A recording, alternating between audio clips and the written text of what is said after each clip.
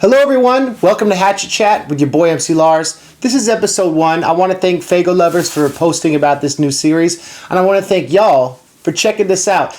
Let me explain what the series is going to be about. I'm going to try to do a video on every single release in Psychopathic's whole discography. I'm going to try to do one every few weeks, and I'm going to try to do other stuff based on other artists related to the label, so this could get super deep, and this is a big project. But I'm so happy we're started, so let's begin. Why waste time? We're going to start with Inner City Posse's Intelligence and Violence. Now, as those of you watching this probably know, Inner City Posse was what Violent J first came up with before he decided to call the group ICP. And as those of you who have read Behind the Paint, Violent J's autobiography, he talks about how he had this dream at a certain point where these clowns came to him and they said, okay, we need you to create this whole character, this whole world of the Dark Carnival and ICP and Insane Clown Posse, and we need you to use it for a special message, which was revealed on the Wraith, the 6 Jokers card. But I'm getting ahead of myself. What is the world ICP came from, and what did they reflect? Well, as a lot of you know, in the 1950s, Detroit had a sharp economic decline with the decline of auto manufacturing and industry. So if we look at post-Reagan capitalism, Insane Clown Posse kind of reflect this metaphor of the Dark Carnival as this freak show of the underclass with how poor people were looked down in America in the late 80s, early 90s. And so Violent J had this idea and a dream to be like, okay, well, the Dark Carnival is going to reflect all these different spirits. It's going to be this symbolic thing, and we're going to make rap songs about it to help explain it. So that's the origin of the Insane Clown Posse. So what was the Inner City Posse? Well, this is one of the earliest tapes, if not the earliest tape we can track down to learn about their whole message and methodology.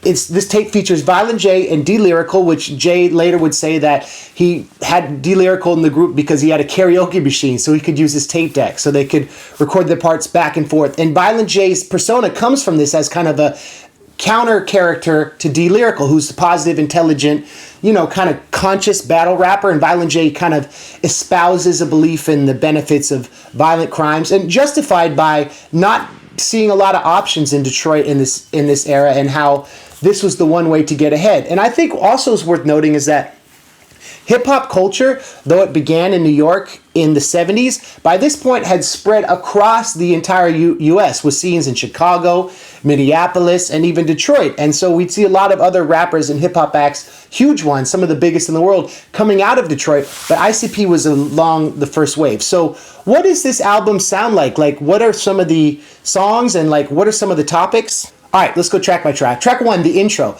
This song is based on the It Takes Two beat, which we later hear on Forgotten Fresh's Volume 2 and Twisted's Most Tasteless, the It Takes Two beat, where Violent J's like, what the was that? Never mind, turn it up. That is fat, right? And so that beat is on this first track. It's funny, it would later appear in ICP's catalog. Second reference. He references Nell Carter here, and he later references her on The Great Milenko. I have no idea who this person was. I had to Google her. Apparently she was a singer who was in a show called Gimme a Break, and I didn't really understand that. But Violent J's showing his same pop culture references here. I thought that was pretty tight. It's also worth noting that D-Lyrical's not on the entire album. He's on like 4 of the 10 songs, so it's kind of really a Violent J solo record. But D-Lyrical, I was researching, there's a great interview of him that I'll post in the comments, and interesting guy. He was at the reunion show. They did a Carnival Carnage reunion show last year in Detroit in August, and he was there. That's tight. Track 2, Intelligence and Violence. Violent J references Wizard of the Hood, or he makes allusions to it, which is kind of tight. And he's kind of battling with D-Lyrical. There's a line, he says, when I stole my ride, the tape was inside, meaning he stole a car and he envisions his tape being in there. And I think in Behind the Paint, he talks about this actually happening. So that's kind of a prescient lyric, which was kind of tight. We go to track 3, Wizard of Delray. Now, this is an interesting song because those of you familiar with the catalog know that Wizard of the Hood was a Violent J solo record, and it was also a track on Carnival of Carnage.